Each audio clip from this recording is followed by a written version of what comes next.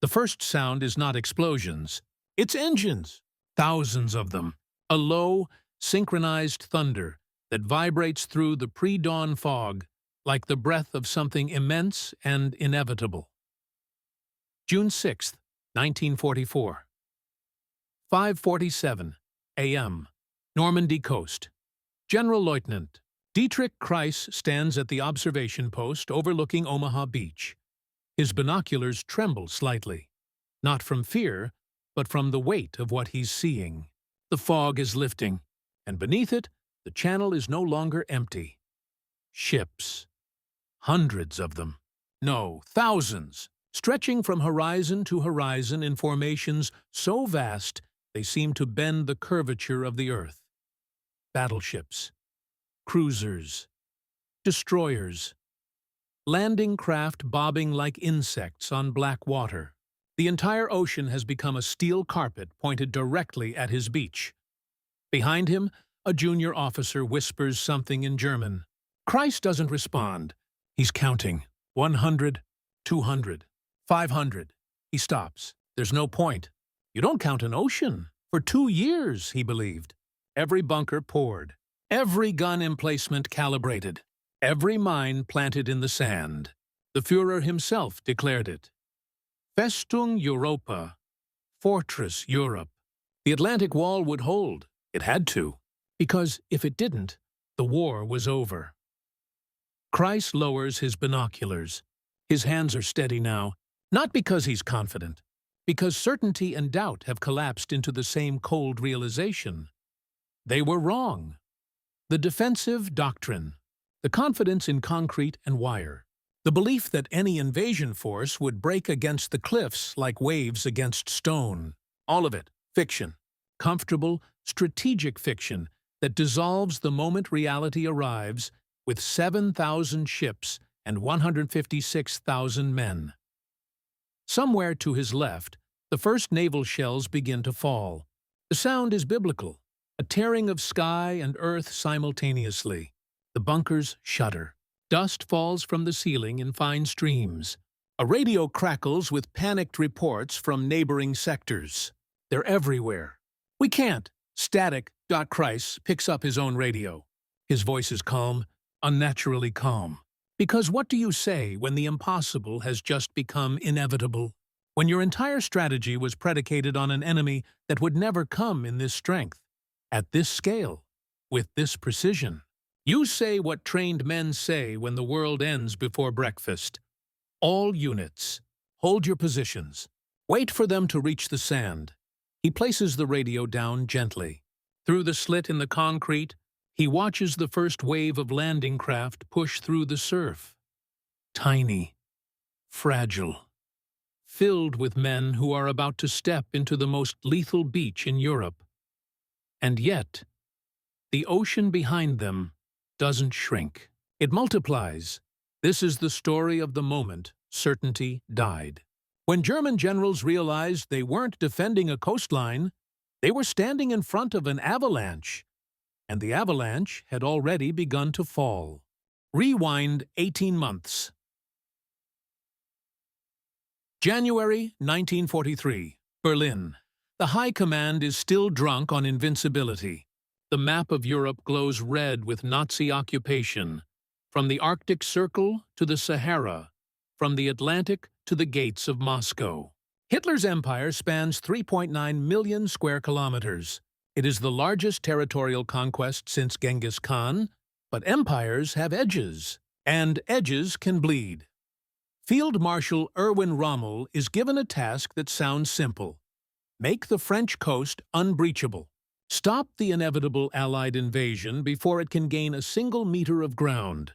The Desert Fox, legendary, tactical, brutally effective, accepts the assignment with characteristic precision. He surveys the Atlantic Wall, thousands of kilometers of coastline, from Norway to Spain. Every bay, every beach, every cliff. He walks them personally, inspects bunkers, tests fields of fire, questions junior officers about sectors, tides, and approach vectors. His conclusion is immediate and terrifying. We are not ready. The Atlantic Wall, despite its propaganda name, is a myth. It's a patchwork of disconnected fortifications, undermanned positions, and vast stretches of open beach defended by nothing but optimism. Yes, there are bunkers, thick concrete emplacements with interlocking fields of fire. Yes, there are obstacles, steel hedgehogs and wooden stakes planted in the tidal zones. Yes, there are mines, millions of them buried in the sand. But there are not enough. And worse, there's no cohesive doctrine.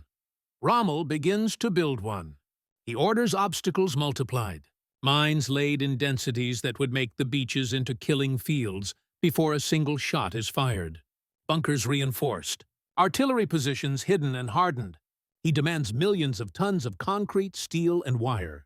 He demands speed, because Rommel knows something the others don't want to admit. The Allies aren't coming with a raiding party. They're coming with everything. Still, the German command believes in their advantage. Geography. The channel itself is a moat. 35 kilometers of cold, unpredictable water. Tides that shift violently. Weather that can turn from calm to catastrophic in hours. No army in history has successfully crossed it under fire, and even if they do cross, they'll arrive weakened, disorganized, and vulnerable. German doctrine is built on this assumption. Destroy them at the waterline. Don't let them establish a beachhead. Because if they dig in, if they bring their industrial might ashore, the war becomes unwinnable. Rommel believes this. So does General Feldmarschall Gerd von Rundstedt, the supreme commander in the West.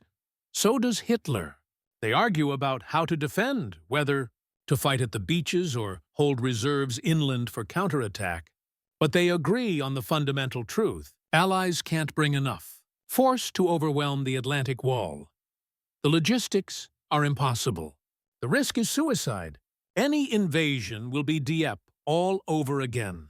A slaughter that ends in retreat and headlines of German invincibility. They are strategic professionals. They have math on their side, tonnage calculations, weather windows, intelligence estimates. What they don't have is imagination. They can't imagine the scale of what's being prepared across the channel, the shipyards, the factories, the training camps, the deception operations, the sheer monstrous weight of industrial coordination required to move an army across the sea and keep it alive on hostile ground. By the spring of 1944, the Allies have assembled the largest amphibious force in human history. But German intelligence doesn't see it. Not fully. They see pieces. They see activity. They see the possibility of Calais, or Normandy, or Norway, or all three at once. They see ghosts. Because that's what Operation Fortitude wanted them to see. And so, as June approaches, the defenders of Normandy stand, ready, confident, prepared for a battle they believe they can win. They are about to discover that preparation, without accurate imagination, is just organized denial. The storm is coming, and it's bigger than their bunkers can hold. June 5th, 1944. Evening. The weather is terrible. Rain hammers the French coast in sheets. Wind howls through the observation slits. Waves crash against the obstacles with a violence that sends spray 50 meters inland. Rommel himself is not, even in Normandy. He's in Germany, celebrating his wife's birthday, convinced that no invasion force would dare cross the channel in this storm. He's right. No sane commander would, which is precisely why Eisenhower just gave the order to go. The German radar stations along the coast flicker with ghosts. Interference, jamming. The operators shrug it off.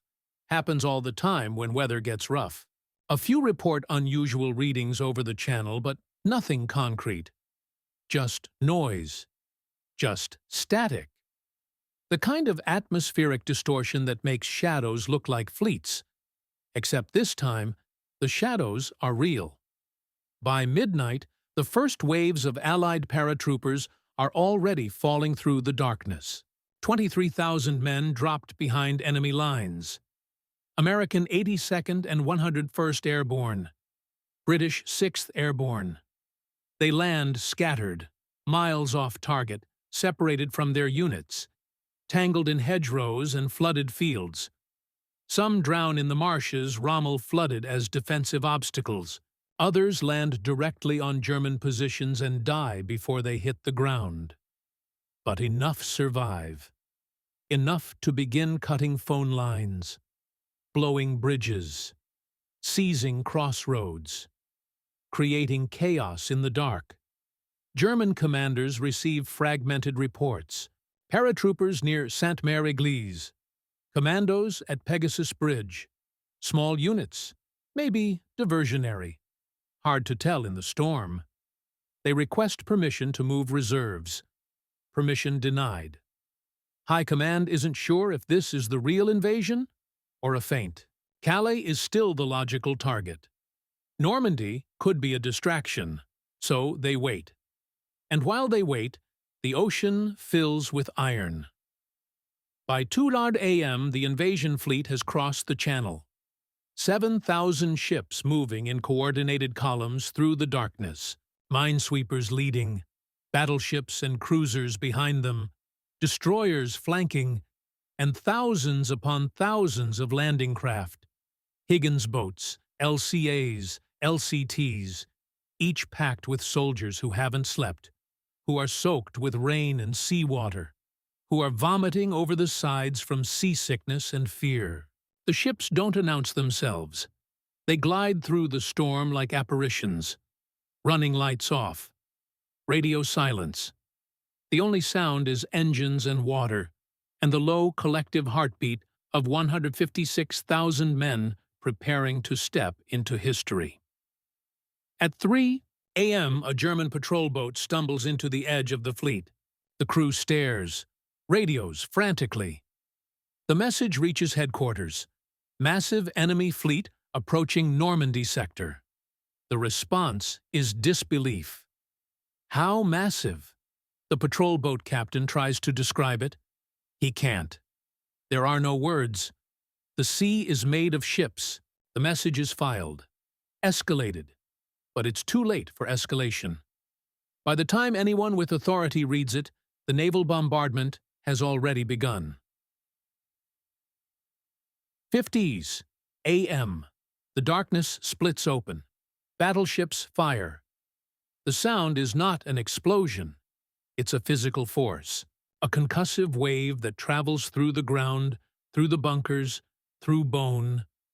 16-inch shells scream overhead like freight trains tearing through reality. They impact the cliffs, the bunkers, the gun emplacements with a precision that turns concrete into dust and steel into shrapnel. The cruisers join in. Then the destroyers. The entire horizon becomes a line of fire. Muzzle flashes lighting the fog like strobe lightning. The Germans return fire, what they can. But their guns were positioned to target landing craft, not battleships 3 kilometers offshore. Their shells fall short. Splash harmlessly. Or don't fire at all because the crews are dead, buried under rubble, or simply paralyzed by the scale of what's happening. Inside the bunkers, men realize the math was wrong. Every calculation about defense assumed a smaller force, a manageable threat, something that could be repelled with machine guns and artillery and courage. But you can't repel the ocean. You can only drown in it. At 6:30 a.m., the first landing craft hit the beaches. Utah, Omaha, Gold, Juneau, Sword, 5 sectors. 5 separate invasions happening simultaneously. The ramps drop. Men pour out into waist-deep water. Bullets immediately find them. Mortar shells explode in the surf. Bodies float. Blood turns the foam pink. At Omaha Beach, it's worse. The preliminary bombardment missed most of the defenses. The German bunkers are intact. The machine guns are loaded. And the Americans are landing directly into the teeth of prepared positions with clear fields of fire across 200 meters of open sand. General Lieutenant Kreis watches through his binoculars. For the first time since dawn, he feels something like hope. They're dying, hundreds of them, pinned down, unable to advance. The beach is turning into a graveyard, exactly as planned. He picks up the phone to report to headquarters. His voice is steady, almost relieved. "We are holding. The enemy is stalled at the waterline." Then he looks back toward the sea. And the second wave is already coming. And the third. And the fourth. And the ships behind them haven't stopped firing. To understand what the Germans were facing, you have to understand what was behind those ships. Not just the men, not just the steel, the system. The Allied invasion of Normandy wasn't just a military operation. It was the single largest logistical mobilization in human history, a fusion of industrial output, bureaucratic coordination, and strategic deception on a scale that had never been attempted and will likely never be repeated. Start with the ships. 7,000 vessels. Where do you even get 7,000 ships? You build them. The United States alone produced over 2,700 Liberty ships during the war. Cargo vessels constructed in an average of 42 days each. Factories that didn't exist in 1940 were producing a finished warship every week by 1943. Shipyards in Baltimore, California, Maine, and Oregon operated 24-hour shifts. Welders worked by floodlight. Steel arrived by train and left as hulls. Then, the landing craft. The Higgins boat, officially the LCVP, was produced at a rate of 700 per month at peak production. Andrew Higgins' factories in New Orleans turned out over 20,000 landing craft during the war. Eisenhower later said, "He is the man who won the war for us." Not with genius tactics, with plywood and production schedules, but ships are useless without men, and men are useless without training. By June 1944, over 2 million Allied troops were stationed in Britain. The entire southern coast of England had become a staging ground. Villages were evacuated. Forests were cleared for supply depots. Roads were widened to handle tank traffic. Entire towns disappeared under mountains of ammunition crates, fuel drums, and ration boxes. The soldiers trained for months. Amphibious landings practiced on British beaches that mimicked Normandy. Live fire exercises, rehearsals where units loaded into landing craft in the dark, crossed cold water, and stormed fake defenses under simulated bombardment. Men died in training, hundreds of them. Training accidents, drowning, friendly fire. The price of preparation, and then the deception. Operation Fortitude. The Allies created an entire phantom army. The first United States Army Group, FUSAG, commanded by General George Patton, the most aggressive and feared Allied general. Except FUSAG didn't exist. It was inflatable tanks, plywood airplanes, radio traffic scripted to sound like a million-man force preparing to invade Calais. German reconnaissance flights photographed the dummy equipment. German intelligence intercepted the fake transmissions. Double agents, turned German spies working for the British, fed false information to Berlin. Everything pointed to Calais, the shortest route across the Channel. The most logical target, Hitler believed it. So did most of his staff. Even after Normandy began, many German commanders were convinced it was a diversion, that the real invasion was still coming at Calais. Entire panzer divisions sat idle 200 kilometers away, waiting for an attack that would never come. Few people today realize how close the deception came to collapsing. A single captured officer with the invasion plans. One intercepted message with accurate details. One reconnaissance photo that revealed the dummy tanks as fakes. Any of it could have unraveled the entire operation. But it didn't. Because the Allies controlled something more valuable than weapons. They controlled information. And in war, belief is a weapon as powerful as steel. Now, the numbers. The scaled Operation Overlord transported 156,000 troops on the first day. But that was just the beginning. Behind them came the supplies. 7,000 tons of cargo landed on D-Day alone. Ammunition, fuel, medical supplies, food, water. Within a week, over 500,000 men and 100,000 vehicles would be ashore. Within a month, 850,000 troops. To sustain that force, the Allies needed ports. But ports were heavily defended, so they built their own, the Mulberry Harbors, artificial floating ports towed across the channel in pieces and assembled off the Normandy coast. 600,000 tons of concrete and steel, floating piers that could unload ships even in rough seas. They were engineering miracles, temporary constructions that would handle more cargo in 6 months than most permanent ports handle in a year, and, above it all, air superiority. On D-Day, the Allies flew over 14,000 sorties. The Luftwaffe flew fewer than 300. The skies belonged to the Allies so completely that Rommel himself later said, "The enemy has total command of the air. They bomb and strafe at will. Movement in daylight is almost impossible." This was the machine the Germans were fighting.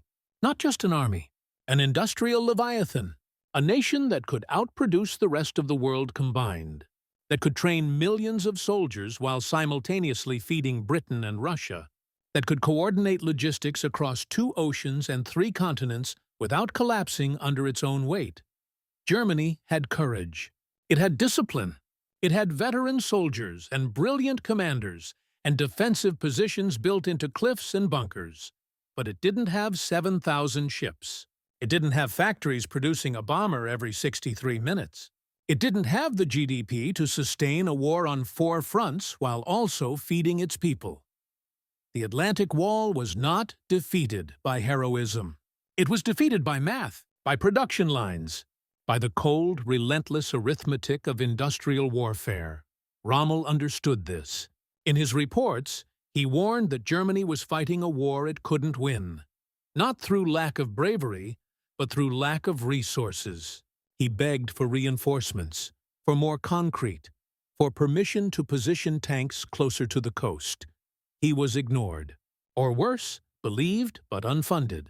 And so, when the avalanche came, it came with the weight of an entire economy behind it. The bunkers never stood a chance. By noon on June 6th, the battle has fractured into 1,000 smaller wars. Each beach is its own apocalypse. Each bunker is a fortress being pried open by artillery, grenades, and men willing to die to take the next 50 meters. But something is shifting. Not the outcome, that's still balanced on a knife edge. What's shifting is certainty. The German defenders realize in fragments and blood that they are not facing the invasion they prepared for. This is not Dieppe. This is not a raid that can be repelled and forgotten. This is permanence. The Allies are not landing to test defenses. They're landing to stay. At Utah Beach, the landing is almost surgical. The paratroopers inland have already disrupted German communications.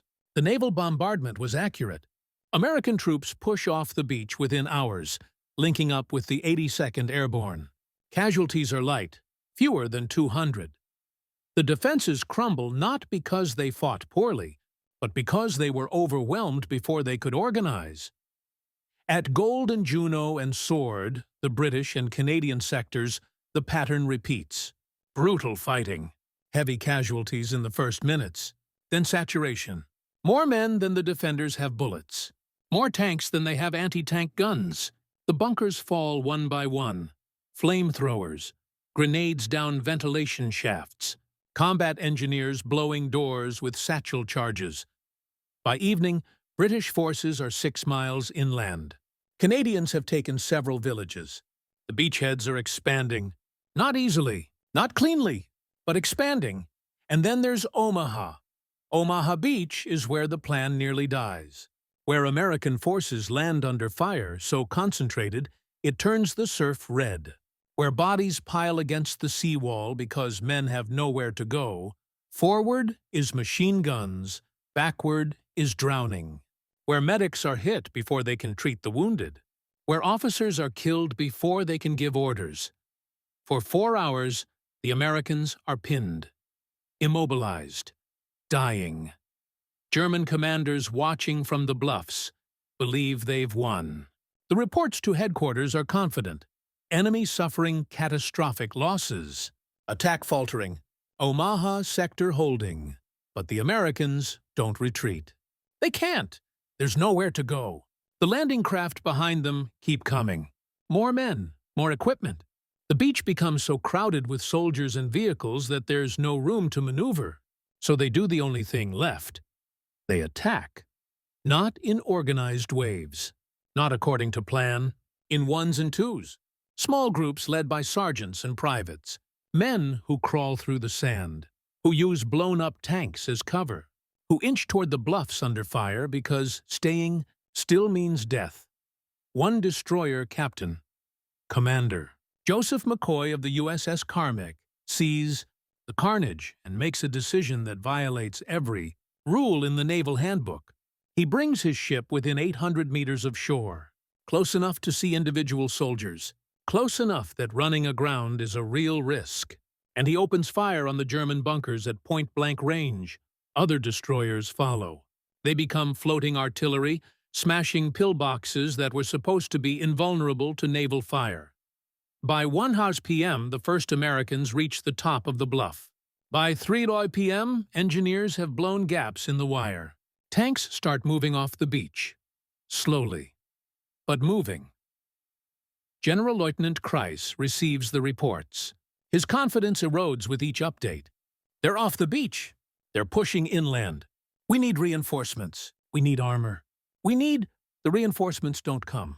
The panzer divisions are still held in reserve. High Command still believes Normandy might be a feint. Rundstedt requests permission to move the tanks. Hitler is asleep. His staff refuses to wake him. By the time he wakes and gives approval, it's too late. The panzers are hours away, and the Allies control the skies. Moving armor in daylight is suicide. This is the moment, the hinge on which everything turns. The Germans have the tactical advantage. Defensive positions, knowledge of terrain, interior lines of communication. But they lack the strategic freedom to use it. Every decision requires approval from Berlin. Every movement is second-guessed. The command structure is paralyzed by ideology and paranoia. Meanwhile, the Allies have decentralized authority. Junior officers make life-and-death decisions without waiting for orders. Naval commanders adjust fire without asking permission. Engineers improvise solutions to obstacles that weren't in the planning documents. Flexibility versus rigidity. Initiative versus obedience. Industrial depth versus tactical brilliance. Rommel, still en route from Germany, receives the news. His face, according to witnesses, turns gray. He knows immediately what this means. The beachhead is established.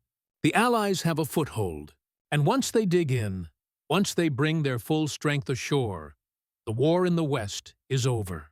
Not today, not this week, but over, he tells his aide, quietly. The war is lost. It's June 6th, the first day, and the Desert Fox, legendary, undefeated in tactics, has just realized he's fighting an enemy that doesn't need to win tactically. They just need to arrive, and they've arrived, in numbers that darken the horizon. June 7th. Dawn. The beaches are no longer battlefields. They're logistics hubs, construction zones, organized chaos that looks like the end of the world and the beginning of something unstoppable happening simultaneously. Ships unload continuously. Trucks roll off landing craft and disappear inland. Bulldozers carve roads through dunes. Engineers string communication wire. Medical tents fill with wounded. Fuel depots expand. Ammunition is stacked in pyramids that stretch 50 meters. The Germans counterattack. Of course they do. Panzer divisions finally released from reserve. Infantry regiments rushed from Brittany and the interior. They hit the expanding beachhead with everything they have left. and they discover what industrial war actually means. They advance under clear skies. Allied fighter bombers appear within minutes. Typhoons, thunderbolts, Mustangs. They strafe the columns with rockets and cannon fire. Tanks explode. Half-tracks careen off roads. Men scatter into ditches. The Luftwaffe is nowhere. The sky belongs to the enemy so completely that German soldiers joke bitterly. If you see a silver plane, it's American. If you see a camouflaged plane, it's British. If you see no planes, it's the Luftwaffe. The panzers that survive the air attacks reach the front lines and engage. Fierce battles erupt around villages with names no one outside Normandy has heard of. Sainte-Mère-Église, Carentan, Bayeux. German tanks are superior in armor and firepower. Tiger tanks shrug off American shells. Panthers destroy Shermans at ranges where the Shermans can't even scratch their armor. But there are never enough Tigers, never enough Panthers. For every German tank, the Allies have 5, 10, 20. The numbers are obscene, overwhelming.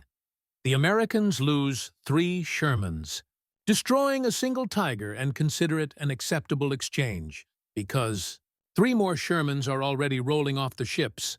This is the revelation that breaks German morale more than any single battle.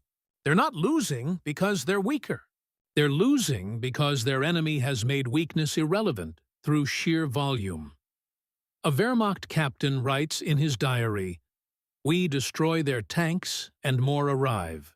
We kill their soldiers and their ranks refill overnight. We blow their bridges and they rebuild them by morning." How do you fight an enemy that replaces losses faster than you can inflict them? You don't. You collapse slowly, one position at a time. By June 12th, 6 days after the landing, the Allies have linked all 5 beachheads into a continuous front. 326,000 troops ashore, 54,000 vehicles, 104,000 tons of supplies. The Mulberry harbors are operational. More cargo is being unloaded on Normandy beaches than passed through the port of Le Havre in peacetime. Rommel tours the front. His officers report the same thing everywhere. We cannot hold. We need reinforcements. We need supplies. We need air cover. He has nothing to give them. The reinforcements are being bombed on the way. The supplies don't exist.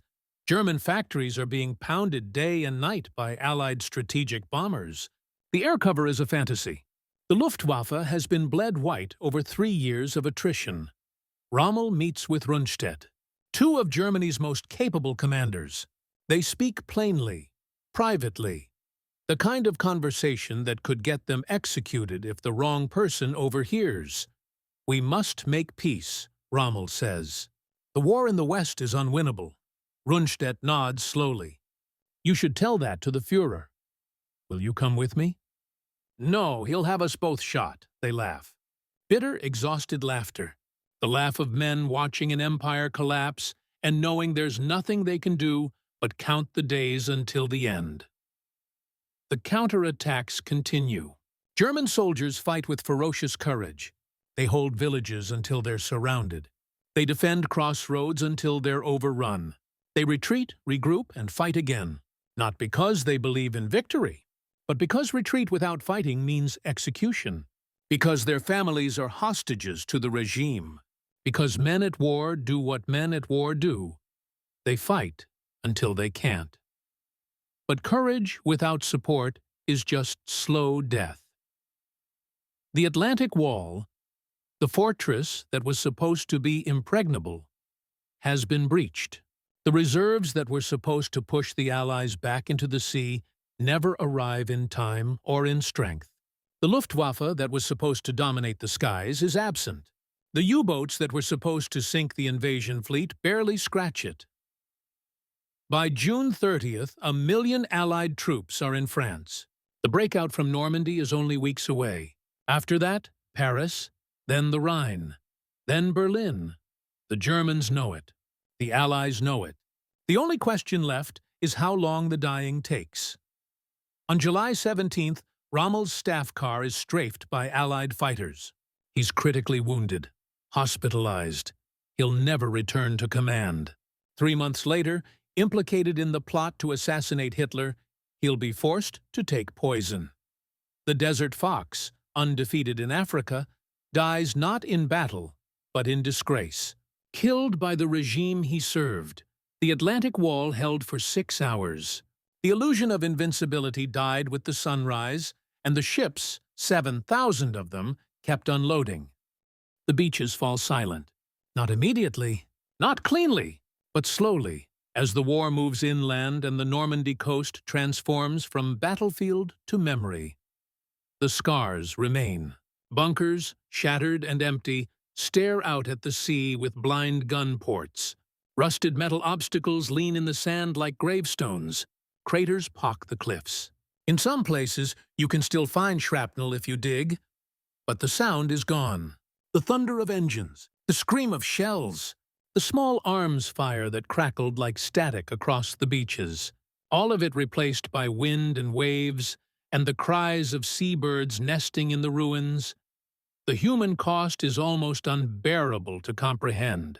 On D-Day alone, the Allies suffered approximately 10,000 casualties, 4,114 confirmed dead, the rest wounded or missing.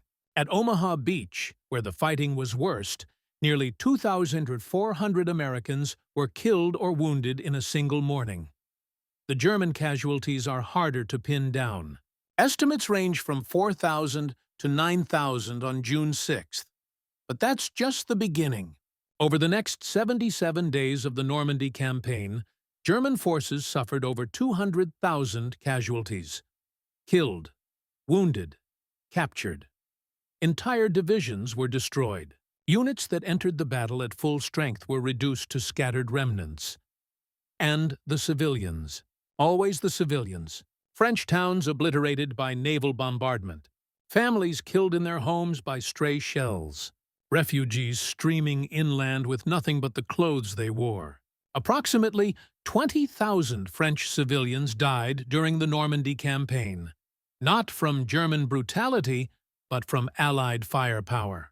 Collateral damage in the arithmetic of liberation. The generals on both sides understood the cost. Eisenhower carried the weight of every death. Before the invasion, he drafted a message taking full responsibility in case the landing failed. A letter that would have ended his career and possibly broken him personally. He never had to send it, but he kept it in his pocket on June 6th, a reminder that command means carrying the dead. For the Germans, the cost was different. Not just tactical defeat, but the shattering of strategic certainty. For years, Nazi propaganda had promised invincibility. Festung Europa, the Atlantic Wall, the greatest defensive network in history. All of it undone in a day. The psychological impact rippled through the Wehrmacht. Soldiers who believed in ultimate victory began to doubt. Officers who trusted the high command began to question. The myth of German invincibility, carefully cultivated since Poland, cracked wide open. And once a myth breaks, it can't be repaired with propaganda, only with victory. And there would be no more victories. The Allies pushed inland, slowly at first. The hedgerow country of Normandy was a defender's dream. Narrow lanes, thick vegetation, limited visibility. German forces made them pay for every kilometer, but the pressure was relentless. More men, more tanks, more artillery, more air support. By August, the breakout happened. Operation Cobra. American forces smashed through German lines and poured into open country. Patton's Third Army, real this time, not the phantom Fusag, raced across France. Paris was liberated on August 25th. By September, Allied forces were on the German border. The war would continue for another 9 months, brutal, grinding months.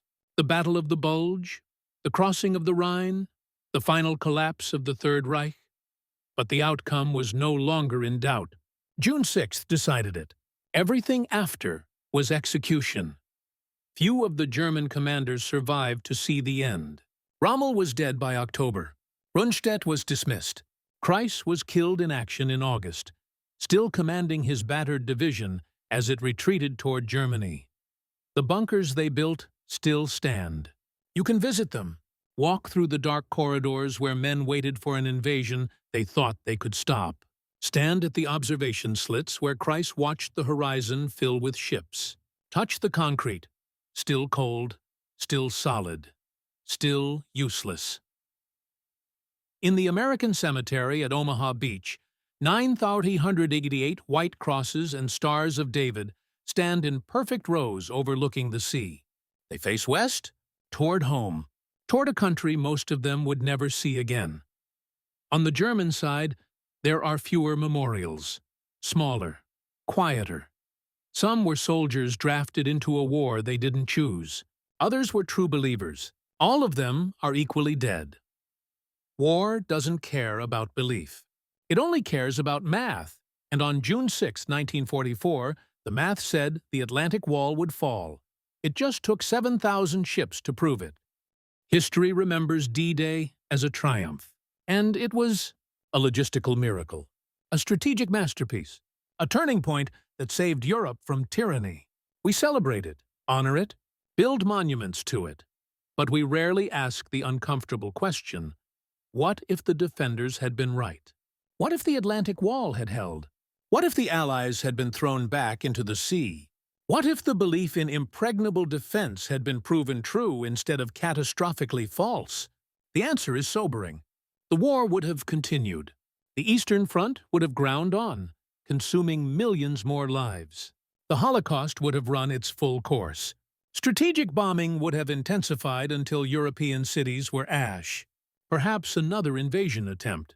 Perhaps a negotiated peace that left Nazi Germany intact and powerful.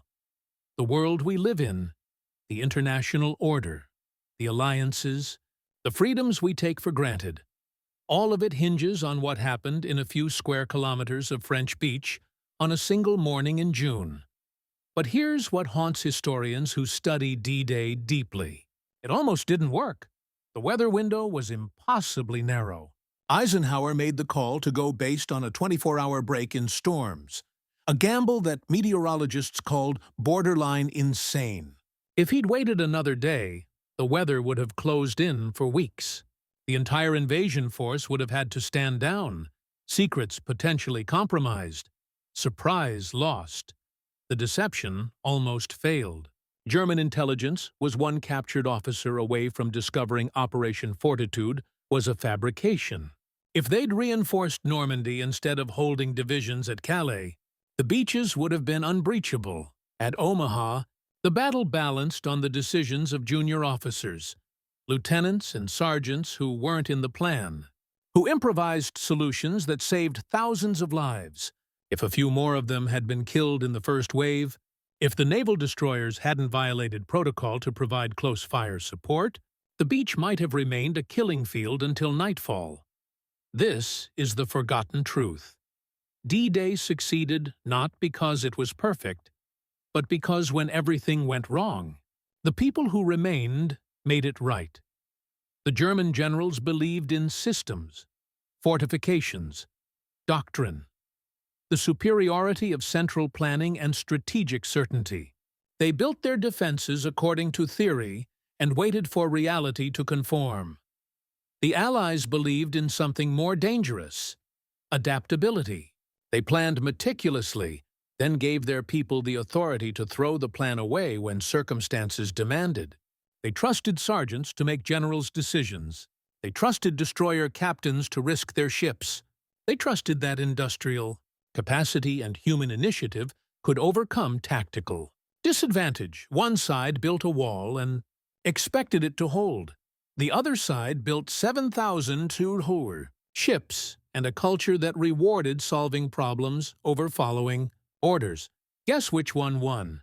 This is not a story about good versus evil, though that dimension exists and matters. This is a story about certainty versus reality, about what happens when belief meets mathematics, about how the most carefully prepared defenses in history collapsed, not because they were poorly designed, but because they were designed for a different enemy, one that didn't actually show up.